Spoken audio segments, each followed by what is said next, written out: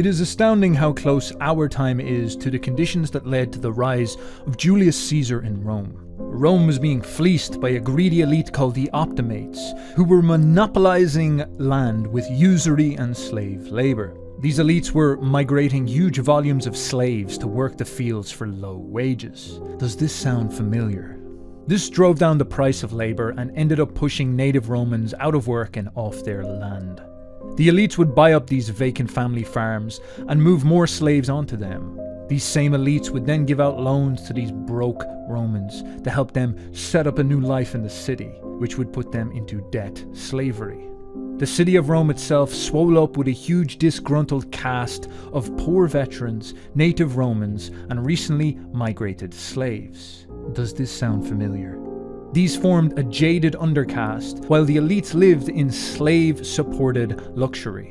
The Roman soldiers would go abroad and risk their lives conquering territory for Rome in the hope of making it, only to get underpaid. And then they would come back to find their families replaced by slaves from the place they just conquered. Does this sound familiar? Caesar was one of these elites who sided with the native Romans. He was known as a populist. He used the people as a force to push back against the elites and drive through reforms that limited this debt slavery. Through decades of ruthless civil war, he came out the winner, but was infamously assassinated by the elites for subverting their grip on Rome. Now, this little suggestion is often a surprise for people to hear, that the conditions that gave rise to one of the most powerful military tyrants in all of history was actually very similar to our current time. And it was based on this problem of the people going to war against the capitalist class, the upper classes. And people would assume to themselves, I thought Caesar was an aristocrat, all about being the big tough guy who ruled over the world. But actually, Caesar was representing the people against these upper classes. But when you study the histories and compare it to our time, it will shock you to see how similar our situations actually are. You see, currently, there is a large complaint coming from two distinct political factions from the normal people. And on the left, you would get an awful lot of people saying that housing is becoming a big problem. This is a very big deal in Ireland, for example, and it's a big deal across the general Western world. The left are saying that the upper classes, the capitalists, are using propaganda to keep everybody stupid and confused, and then setting up vulture funds and complicated capitalistic schemes so that they can own all the housing and make housing expensive and essentially run this slave caste underneath them who they can exploit their labor, exploit their wealth, and exploit their property. So the left-wingers want to have this reformed, and they want to bring in socialistic controls that stop the capitalists and the landlords from being so nasty. Now, on the right wing, you get actually a similar story. The right wing are concerned that there is an upper class who are hostile to the native people of Europe or the West or Ireland. And this upper class is trying to replace these native people by bringing in foreign labor, bringing in people from other countries and moving them in so that they take all their jobs. This is the problem of immigration. And these right-wing people often present an interesting frame that's not too far off a complaint about capitalism, where they say that there's corrupt, traitorous landlords and politicians and rich guys who are creating these, asylum camps or buying up hotels or using their property to bring in foreigners who will do really cheap labor so that they can flood markets and drive down the cost of labor and make everybody poor, and then rule over this sort of socialistic hellhole in order for them to get this cheap cash and be the rich guy on the corner who does well for himself. And this infuriates them, and they demand a radical change to stop this. Now, you will notice in both of these camps, if you spend much time speaking to them, is that neither of them believe that there's much that can be done in the current system to alleviate this, because the idea is that this current system has been built by these traitorous elites who are trying to exploit the labor of people. And the general idea is that the system itself has to be overthrown. Immigration will not stop because everybody in the system is incentivized to continue to bring these people in and replace their own native population. So the system has to be transformed radically. And of course, the left-wingers say the same thing, that how are the upper classes going to just say, all right, well, we'll stop getting all this money and exploiting everybody and becoming super wealthy to the point where we're dizzy. We'll just stop doing that and we'll reform the system and make everything better. These two incentives are just too strong to listen to the plebs. Things are going to keep going the way they're going. And so an awful lot of people in both of these camps, I notice, sort of appeal to this idea that there needs to be a revolution, there needs to be a savior, there needs to be somebody who's going to stop everything. And of course, you should see the psychological archetypes falling into place there. This feeling of powerlessness and unbelievable frustration with the system that is leading the people to call out for a savior, a messiah of some sort, somebody who's going to be a reformer, ultimately a tyrant to come in and change the situation. And these are the exact same conditions that filled the Roman people all those years ago with so much anxiety and such a huge urge to throw themselves at the feet of a character like Julius Caesar who promised to save them. And so this, of course, opens up a very interesting question. Should we in the West expect the arrival of a tyrant sometime soon to save everybody from this woe that they feel towards the system? There is a feeling building up inside the populations all across the West of illegitimacy directed towards the regimes and the desire for somebody to come in and whoosh them all out. So let us do a crash course in early Roman history to build up the context that led up to this era of Julius Caesar and why so many forces were vibrant in that play that essentially propelled him into this incredible historical situation. And be warned, an awful lot of this is going to sound familiar. Now, the Roman Republic at the time of Julius Caesar was actually incredibly successful. It had been successful for a good couple of 100 years, and it had conquered the vast majority of its neighbours. It had gone from this tiny little city-state into being essentially the hegemon in the area of Old Italy. They had conquered all these countries and subjugated them. Now, at the foundation of this success was the structure of the Roman state and how Rome was built.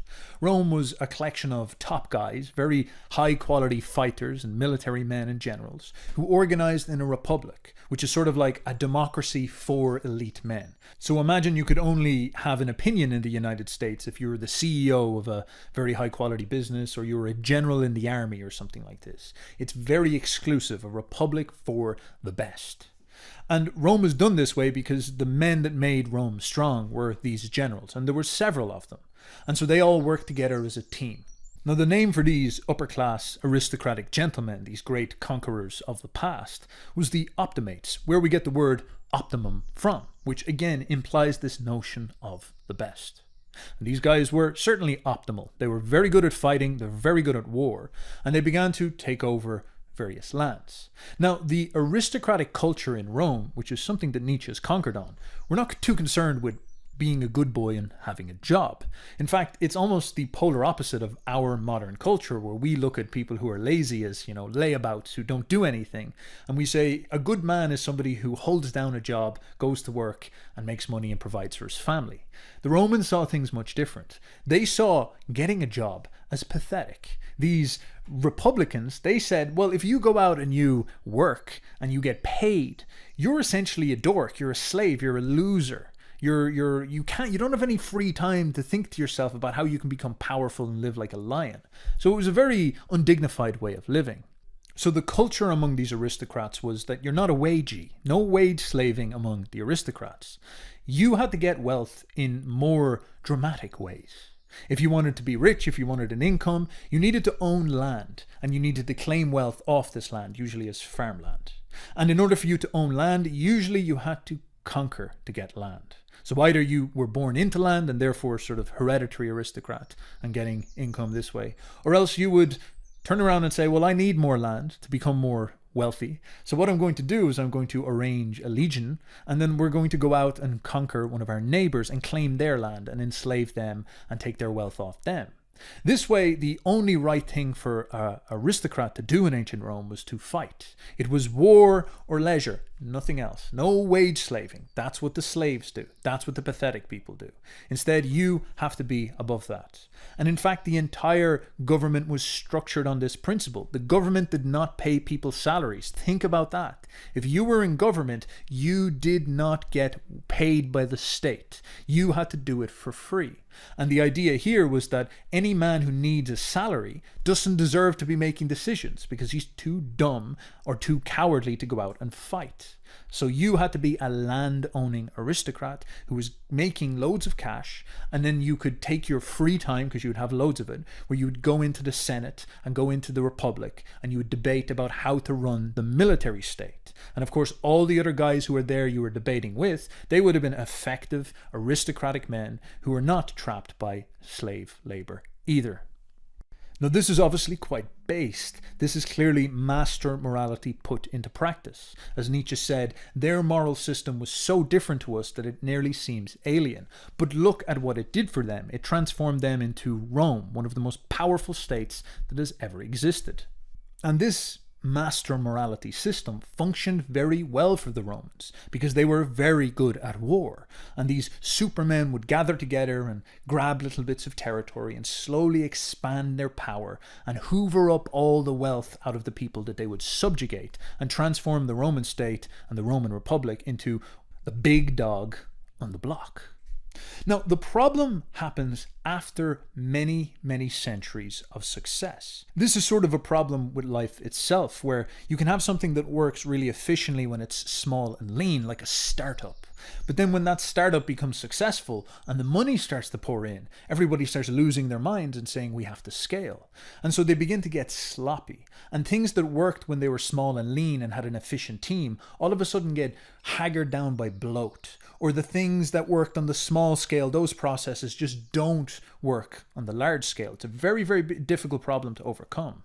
And this is precisely the problem you start to see with the Roman Republic. All these instincts that led to them becoming so successful start to get in their own way. And the simplest one is the problem of the slaves. Because when the Roman Republic was small and it conquered one of its neighbours, having those slaves is great. You can bring in all these foreign people, you can get a load of new women to bring in and hand around in your sons, and everybody all of a sudden is happy, and everybody is doing well, and all the toilets are getting cleaned by these idiots who got conquered in war. That's good. But what happens when you conquer 10 different countries and you don't bring in maybe, 500 slaves? You're bringing in something closer to 250,000 slaves, and your population can barely handle this much. All of a sudden, they start to flood the society. This enormous tidal wave of slaves starts to screw up many things that form the foundation of the culture. For example, you might have an aristocrat who's a native Roman, and he owns a huge amount of land because his father was a general. Now, you might also have a native Roman whose father was not a general, but he was a very brave warrior, and he certainly deserves to be a part of the Republic, and he's respected as such and understood this way.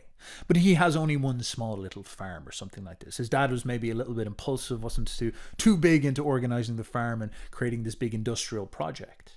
Now, this becomes a serious problem because there's a lot of little farms like this. There's a lot of legionaries coming from those families who would have their little small family farms, and they would live dignified lives and respectable Roman natives. But the way they work really is that little farm would, get the family going, and they'd have their food. And then they'd usually send their sons off to other farms to do jobs during things like harvests, and this is how they get a family income. And this would keep the Roman economy rolling on a very small level, like the son would go from this one and go up to that guy up the road. So it'd all work in a nice, easy way. You need to harvest, well, call the boys Dominus Aurelius Usimus, or whatever his name is, call his sons and bring him down there, and we'll do this, and then give them a couple of denarius or something like this, and tell them to feck off and go talk to Julia, go take Julia on a nice carriage or something like this. Now, this becomes an issue because, say, they conquer Thrace, or they conquer Spain, or they conquer southern Italy, or Sicily, or something like this, or Greece, and they bring in 100,000 people who can work as farm laborers. And the problem here is the incentives, because you have all these sons who you're going to be loyal to, but you do have to pay them money. These neighbors of yours, you're going to have to pay them cash. And you've just taken in 20,000 people who are basically going to work for free. And you're thinking to yourself, God, what am I going to do? And in the long enough run, eventually these large farms are going to start to say to themselves, I'm taking the cheap labor. I'm going to use the cheap labor. I'm going to use these slaves. And they will take these slaves in and get them to run these big farms. Now, all of a sudden, the native Romans are no longer getting their jobs. The money's not getting passed over to them. There's no more economy anymore. And instead, all the money is actually accumulating in the hands of this aristocrat. Now, as the aristocrat gets richer, he becomes more incentivized to want to go out and conquer more, because then he can get more slaves and become more wealthy and get this really prestigious status as essentially a superman, a god man. But the problem becomes worse for the native Roman, because they're no longer getting any money from these farms. They cannot compete on any level. Sometimes they might even go broke and have to sell their farms to these aristocrats who have all the money, who then can expand the size of their farm. And worse still, if these sons are saying to themselves, well, there's no money around here, what's the only real way that they can make money? They can go and they can join the army. And so they go and join the Roman legions, and then all of a sudden they find that this aristocratic general is now leading them to go over to Greece and conquer some town where this guy dressed up as a legion is going to enslave all these Greek guys and then take them all back, march them all back in chains, and go back to his family home, only to discover the same people he just conquered are now working on that next door neighbor super farm, putting him out of work and making his family poor. And this starts to really screw with people's heads. The famous processes of the Matthew principle would begin to kick into gear. The rich would just continue to get richer. Their farms would go larger. They would become more prestigious and powerful. They could afford more privileges in the Republic. They could persuade people and bribe people in order to give them legions for them to go off and conquer, which would then allow them to get more slaves, which would then impoverish their neighbors more so. Their neighbors would then have to sell their land to them. And it becomes like this giant spiral of power that cannot be stopped. And then all the little Roman natives, they're starting to lose their farms, they're becoming impoverished and poor, and they have to go and serve in the army. Or worse still, they go and serve in the army, they come back and they don't even have a family farm anymore, and then they have to move into the Roman city, where they're going to live in some crappy apartment, which is also owned by the aristocrats, and they're going to have to stay in there and figure out a way that they can make ends meet. Now, these incentives begin to spiral out of control by the end of the Republic. At the beginning, they're not that big of an issue. They tend to actually serve people quite well because they free up labor and get people to do menial tasks, which allow the Romans to focus on conquest. You know, it all kind of makes sense if you think about it.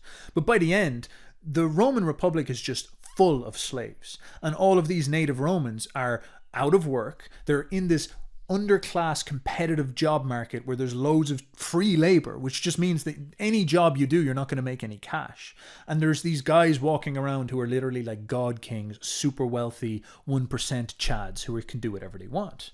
And these native Romans are trapped inside the cities, they're trapped in poverty, and even when they contribute towards the state and they go and fight for stuff, it still doesn't feel that good because they know they're getting screwed. Now, things get even worse when these aristocrats who have all this cash realize another way that they can start to make money, because not only do they own lots of farmland and they have lots of cheap labor and they can use violence in order to get more labor, they also own all these apartments in the cities where they're making all this money. Because they have all this free time, because they have all this cash, they basically run the state, because anybody who doesn't have this cash can't go in and participate. They'd look like an idiot because they take a salary. And then on top of this as well, because they have all this money, they realize that they can transform their money into a business. And so they go around and they find all these Roman natives and they say to them, hey, I'll give you a loan. I will loan you money, because there's no real central banks or sophisticated banking systems in the Republic at this point. You know, an awful lot of it is a little bit, it's not as sophisticated as we are now. There's no credit cards back then, believe you me. And so these aristocrats supply financial services. So some poor native sells his farm and he wants to buy a new farm somewhere else, or he wants to buy a business in the city or something like this. He's going to have to go to one of these super kings, these aristocrats, to ask for cash. Now, of course, in this position, maybe he might need to feed his family. He has to take a big risk. He's going to be very vulnerable to somebody who has a lot of cash, because that person with a lot of cash could, ask the person for some interest. He could turn around and say to this Roman pleb, this Roman native, he could say to him, hey, bro, I'll give you this, but you have to pay me back. I'll give you $1 million, we'll say. They didn't use dollars back then, but just for the sake of the argument. I'll give you $1 million. You have to pay me back $1.5 million in 2 years. Or I'll have to, we'll just have to just get that done, because If that's not, I'm going to have to take the business off you, or we're going to have a serious discussion, and I might have to go mafia style, Tony Soprano style. Tony Soprano was around back then. And this is, of course, known as usury or loan sharking, using the risk that you take by loaning money to give you an enormous advantage to the point where it's almost like exploitative. And so this is what these aristocrats would start to do. They would give out money at high interest. Brutus, the man who killed Julius Caesar, was giving out loans that had a 4 times interest, 400% interest, meaning that if he gave you $1 million, he expected like $4 million back by the end of the terms that he would make it in, which is just insane. That's just pure financial trickery. There's something very up with that, That essentially was completely banned by the Catholic Church and by the Muslims even today. They ban the use of usury because it's so effective at exploiting people. Interest-based loans are unbelievably powerful tools for rinsing people of their cash. And this is what the upper class would start to do. Now, I'm sure some of the upper class would have been nice and their interest would have been adjustable and intelligent, maybe even very small, maybe even nothing. But others were much more exploitative because they had this idea that if you're an aristocrat, you're in a position of power and you should do things in order to enhance your power. And if some dumb, stupid Roman native, Roman blood or not, didn't have his finances in order, it's his problem. He was historically pathetic. So you may as well rinse him. He's there to be rinsed. Who's going to stop you? Now you might think to yourself, oh, these backwards prehistoric Romans, what idiots. Getting involved in interest-based loans, how immoral of them. But I recommend you check out what a national debt is. Go and just do a little bit of Googling about that. Have a look at how the national debts work in this world, and that will open your eyes to how much things have not changed. Nothing is new under the sun, my friends. Now, you might also say to yourself, it couldn't have been that bad. Surely people would have stopped it, Surely people aren't that mean in the game. My friends, have I things to teach you about the world? The world is a nasty and savage place. One of Caesar's sponsors was the richest man in Rome. He paid Caesar and patronized Caesar an awful lot to become the political force that he became. And this was Crassus. And Crassus was the richest man in Rome because he ran the firefighter service. You see, Rome was very hot. It's Italy, and they didn't have ice cream that they could throw in their houses to cool it down. They didn't have these type of things. And not only that, but they're all Italian, so they're very hot-headed, passionate people. They get really mad. Their hair goes on fire and they burn down the entire block. This happens all the time in Rome. So Rome's a dangerous place to be. Now, because of these fires, they need somebody who has water and who can put them out. It's not a very sophisticated city for infrastructure. It's not like a modern city. They don't have centralized government-sponsored firefighting systems. They have a republican state designed for aristocrats, and none of this stuff is in place. So a service like firefighting had to be beneficial to the man who ran it because it had to be sort of like a business. It was basically a private affair. No state was setting this up. And so Crassus was the man who ran the firefighting system. And for this reason, he would fund a team of firefighters who would have several carriages with rapid fire horses and maybe a kind of intelligence network around the city to watch for these fires. And they would have gallons of water that they would take care of. And when they would hear about a fire, they would zoom out to the house. Now, the thing is that they have to get paid for this. There needs to be some sort of transaction going on to make it worthwhile for Crassus and his boys to help people out with their houses. So what would often happen is these guys would show up at your house is on fire, and they would say, give us $10,000. $10,000 and we'll save your house. And of course, people would pay this. They don't want to lose their family. They don't want to lose all their belongings. They don't want to lose their property. So they would shell out pretty much anything. In fact, if the person didn't have money on the spot, it was quite common for them to literally go into debt right then and there. If they say, oh, I don't have 10,000, they would say, well, listen, we'll set up a loan with you. How about this? So we'll do a deal right now on the spot. Now, you better be quick in making your decision because your house is burning down.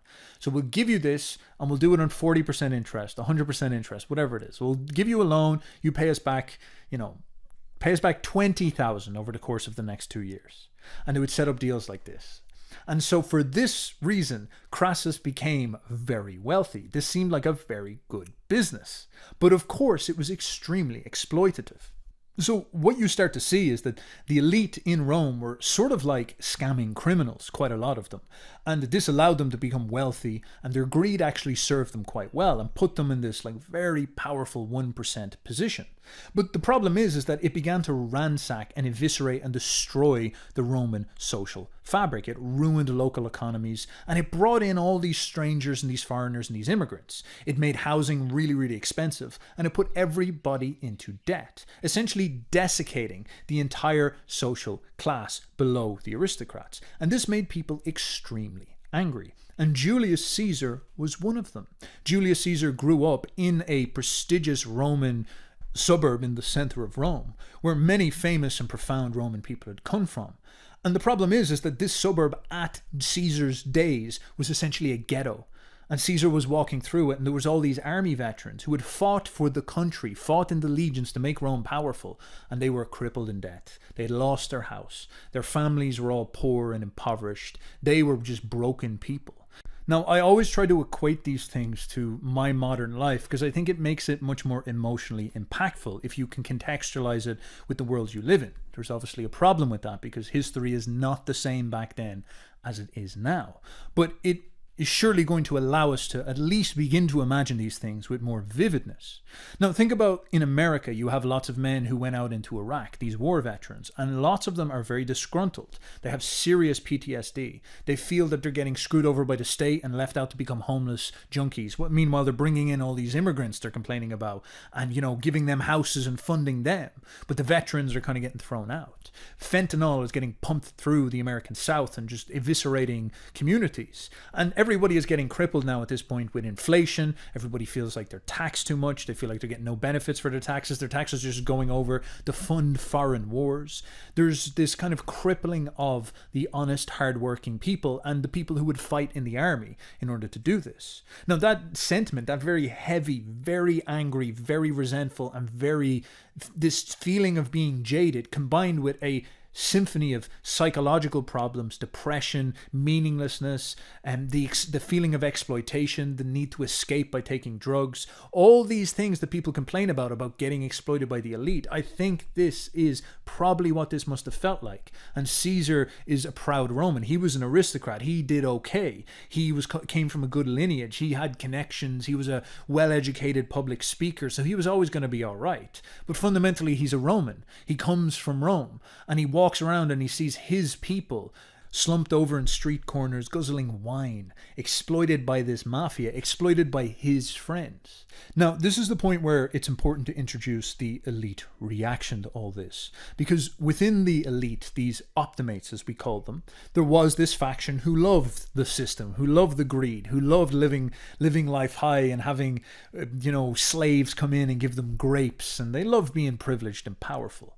But there was also a faction within the elite who were maybe something like what we call left-wingers nowadays, but that's not really the right term. These were people who realized that the people, the actual Roman people, the plebs, the native Romans, the population, they were getting screwed, and this was bad. And there could be a couple of different reasons for this. Maybe they genuinely had patriotic feelings toward the actual people of Rome. They're like nationalists, and they wanted the Roman people to feel dignified. And they realized that the Roman people being exploited was just bad. It's an ugly state of affairs. It's not good. This greed is actually destroying the Roman population. So they feel it in this very almost like moral and authentic way. Now, there could be a second reason for this as well, which is this idea that, maybe more self-interested, but still sort of realistic, is that if they keep on exploiting these people, it's going to lead to the collapse of the system, and then all their privileges will be gone. So these aristocrats have all this wealth and all this property, but if they keep on exploiting the poor people, they're going to lose all this wealth and property because the system will fall apart, or Rome will become weak, or the army won't work anymore. Or even worse, there'll be a rebellion, an open, violent rebellion, which will lead to all of them getting killed, like the French Revolution. So they become left-wingers, or populists, as they were called. They become these characters in order to mitigate against this. And another possible angle on these elites is that they simply comprehended power, and they realized that the disgruntled feelings of these plebs, of these populations that were in Rome, could be harnessed to gain political capital and political power. So if they came up and they said to them, we're fighting for you, we are going to save you, if you just, let us get rid of those other elites and make us the powerful ones, we will take those aristocrats that are entrenched right now and we'll confiscate all their wealth and we'll give it back to you. and then we'll become the powerful ones. Now, this is actually the formal definition of a tyranny. This is how Plato understood a tyranny, is when a tyrant shows up and he promises to the population that he will kill off and dispossess the established elites and give all the wealth to the population in order for him to become the superpower in place. So this was actually something that the Romans had an awful lot of suspicions about, especially the upper class, because they knew that this was a very, very sneaky way to get into power. But there's every reason why we should assume that these reactionary elites, these populists, might have had that kind of Machiavelli understanding of the situation, and they didn't really care so much. They just realized that the disgruntled natives were a way for them to become powerful. Now, Caesar is often painted as this third part, this tyrant who wanted to use this power in order to make himself powerful. I think that's a mistake. I'd say it was more than likely a blend of all of these. Now, I'll leave it up to you to decide. The joys of history is that you can spend your time studying Caesar and figuring out what his true motivations were. I wouldn't be surprised if he had authentic love for his people and he actually wanted to fight because he didn't think it was a good idea to leave them in a state of lacking of dignity and leave them feeling disgusting and screwed and impoverished. He actually wanted Rome to be strong. But, I don't want to be naive either. This was a very powerful man, a very shrewd politician. I'm sure on some level he saw this capacity to win a victory by speaking to these specific people. But it is important to understand that this was not just Caesar. Caesar came actually from a familial faction of people who were populists. So like you might have a Republican family or a Democratic family nowadays, like the Kennedys, Robert Kennedy Jr., whatever his name is. He comes from the Kennedy family and they all are Democrats because it's like the historical position, the family's position that they have. They vote Democrat. They're part of the Democratic Party. Caesar was sort of like this. He was in a populist family who held these perspectives that we need to increase the equality. We need to balance things out here a little bit and stop exploiting the plebs. It's good politics. It's not going to screw up Rome and it will stop things like a revolution happening. So they were historically coming from this perspective. And in fact, Caesar's revolution did not just happen out of the blue. He suddenly didn't wake up one day and realize, we should do something about this. In fact, in the centuries leading up to him, lots of stuff was happening and these populists were pushing forward more and more for reforms. Long before Caesar shows up, there's these characters called the Gracchus, and they are billionaires. And they stand up and they say, hey guys, I think we should, do some Gracchi reforms and we should balance things out and we should forgive a couple of debts and we should take some land off these aristocrats and we should, dole this stuff out and just balance things out a little bit because I don't like the direction things are going. I'm a rich guy. I'm really rich. I'm a big Chad rich guy and I see the problems here. I'm looking at this like a business, like a system. Lads, I think we should fix this. And the response to the Gracchus is that the aristocrats murdered him. And that kind of set a tone. People were like, wait a second, these aristocrats really are serious. They want to keep the system as it is. And they will assassinate you if you come up and say otherwise. That's how politics was done back in the day. And so what began to happen is this spiral of escalations. The Gracchus come up and they try to reform things democratically and peacefully. They try to, persuade everybody to get along and have these systemic reforms. And they get stabbed to death. And they're like, okay, interesting. So what goes next is there's these flashes in the pan of political violence. And this is one of the first times it really happens in the Roman Republic, because the idea was this was uncivilized. This was not something proper for the Roman Republic. This is a team of generals. They use violence in the outside world. They don't use it on each other. But in this situation, I'm afraid they started to open a can of worms that was never going to be closed again until Rome was butchered by a super powerful wars. So along comes Marius and Sulla later. Now Marius is the uncle of Caesar, so he's a direct blood relative of Caesar. And Marius is a populist reformer, and he is a shrewd, powerful man, and Sulla is an optimate, preserver of the system. And both of these men are essentially violent tyrants. They're violent men. They're both very good fighters, very good generals. And they fight over and back and they play the Senate off each other to try to get power. And Sulla is essentially like the Nietzschean elite. He's saying like these goddamn plebs are trying to take away our Nietzschean system and our Nietzschean powerful system. And I'll put them down with the sword if needs be. And Marius is rising up trying to get these reforms in and, trying to make him a powerful man who represents the sort of nationalist struggle against these exploitative elites in power. the power of the people. And these guys go to blows, and eventually basically Sulla wins. And Sulla creates a proscription list. Sulla says, as the Optimates, he says, well, the Nietzschean will to power, there is no morality. What we're going to do here is, since I own Rome now, and I've beat down my friend Marius out of the picture, I'm going to put this list up and I'm going to kill everybody on this list to cleanse out these problems. Our problem here is that we have this aristocratic elite who think that they can appeal to the population and rabble-rouse the population to try take our power off us. And so what we're going to do is kill them all. Because if there's none of them left, then those people can go and sit and complain all they want, but there'll be no head to the snake. So he organizes a proscription list, and this is one of the first times this ever happened in Rome, and a lot of people die. And Julius Caesar was on this list. He was supposed to die, and he got caught by Sulla, but Sulla let him go.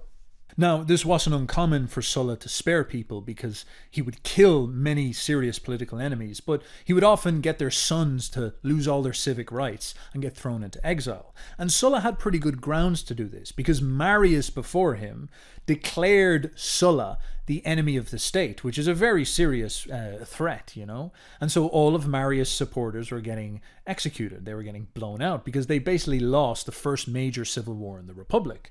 And Sulla's idea was to re-establish the Optimates and secure the system, kill off all these upstarts and get rid of them forever. Send Caesar into exile where he'll be some useless idiot on the fringes of society, and so his life will be. And so Caesar was cast out at about 18 years old to fend for himself in the big bad world. But Caesar proved to be a very special man, and even his exile would only end up making him stronger, making him more savvy and more capable of taking on the world, like he would do in the future.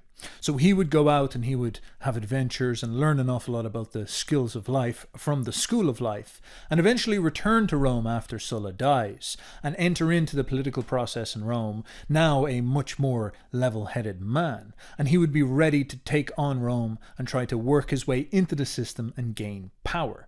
Now, he was actually quite interesting because he was very sternly focused on gaining power in a legitimate way using the democratic process. You see, Caesar was a well-trained public speaker since he was a young man, and even as he was getting older, he'd make these big voyages and trips to Greece where he would get professional training from the best public speakers in the world, and this would make him very good at doing speeches and rousing up the mob. While he was a practicing politician in Rome, he would often throw games like Colosseum games in order to get everybody on his side, have lots of gladiator events so everybody would be like, oh look, it's the Caesar guy who throws all these parties. He knew that he needed to win the crowd because he was intent on finishing the job that Marius started. He wanted to reform the Roman state, and he knew that it would bring him big prestige if he could pull it off. I'm sure there were enormous selfish motivations here, but they were aligned, I guess, with the people, which is why Caesar forced them through. And so Caesar worked within this system for as long as he could, until eventually the Optimates again became extremely hostile to him and began to try to ostracize him from the political process. And Caesar eventually decided that he was going to take matters into his own hand. And this happened when the Senate in Rome tried to get rid of Caesar out of the political situation in Rome by sending him up to the top of Italy into Cisalpine Gaul, which was just underneath the Alps, in order for him to manage this territory so he would be away from Rome and he wouldn't be too close to the people where he could rouse them up.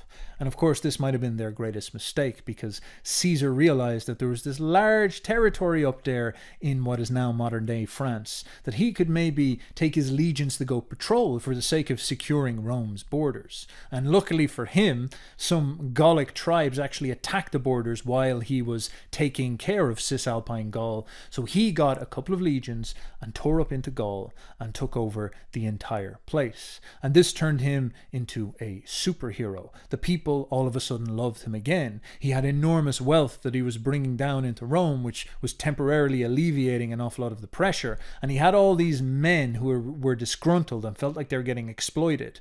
And he was making sure that he was keeping them on side. And so at this point, Caesar went from being a random politician who was vulnerable to the organized state of Rome to being a man with with an active army that could probably fight Rome itself and start another civil war.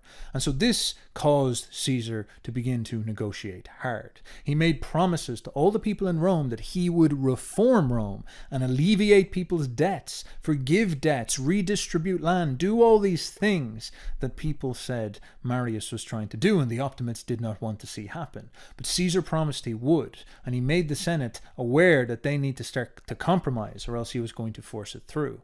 And this is what led to this conflict moment where Caesar was at the Rubicon and he had to choose whether he was going to cross it, walk in with an army into Rome, and claim it for himself. And the rest, as they say, is history. Now, the problem here, of course, is that there's two very distinct ways you can see Caesar. The formal Platonic idea of a tyrant, making all these great promises of debt reform, which is exactly what Plato and Socrates say in the Republic, that the tyrant will promise to forgive debt. This is exactly what Caesar was doing. But the tyrant is actually a greedy man, a man who has got this twisted desire to become this ruler over this state. And this is precisely what Caesar did when he got in there. He essentially became a living god king when he went down. He even did things like plunder the Roman treasury, so he's not all innocent when you think about it.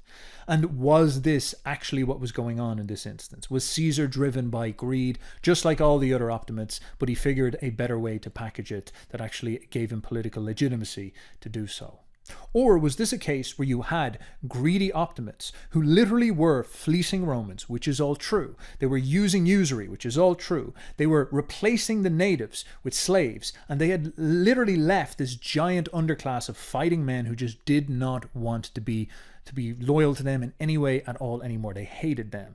And this was their stupidity. And these people needed to be shunted out because they were going to literally destroy Rome if they weren't stopped. And Caesar was a representative of them, a force vector that allowed them to actually punch back at these exploiters and finally transform the system, which is what happened with the empire. The empire was a reformation. When Caesar got into power, he opened the door for a total and permanent transformation of the Roman system forever. The introduction of an entirely new structure to Rome that was far more focused on equality and egalitarianism than was there before. I'll let you juggle that one inside of your noggin. Instead, the question we must ask is this situation currently taking place? Are we in the same structural process as they were? You can clearly see that the right and the left, even though they think they're smart and they complain about each other, are actually two symptoms of a similar structural problem. The same problems of inequality, debt exploitation, monopoly of wealth and property. All these things are taking place. The greed of the elite is clearly in this position. People are despondent and they want to find a way out, but they don't believe the system can actually offer them that. It's too well controlled. It's too much of a scam for this to happen. People are now openly calling for a messiah. People look to characters like Donald Trump, who I don't think is Julius Caesar-like at all. I think Donald Trump is probably closer to somebody like maybe Gracchi, maybe that rich billionaire before who said maybe we should peacefully reform things, and he just gets annihilated, this type of thing. But that aside, you notice the psychology around Trump. People are messianic towards Trump. Trump can literally do anything, but they're sort of like, Trump, please save us. Please, Donald Trump, save me, Donald Trump. People are craving for this. People want this to happen. You're noticing it with the left more and more and more. The people are getting more vitriol and more aggressive and more despondent. They're becoming more radical as things go forward. The energy and the temperature is rising. And so this means that we as predictors can ask ourselves a question. Is the end game of all of this going to be the rise of a tyrant? Are we in a position where these processes are not going to fix themselves? Nobody in the elite is incentivized to fix these, and nobody in the lower classes are just going to take this forever. Eventually, people will no longer believe in these systems and openly give themselves over to some type of savior.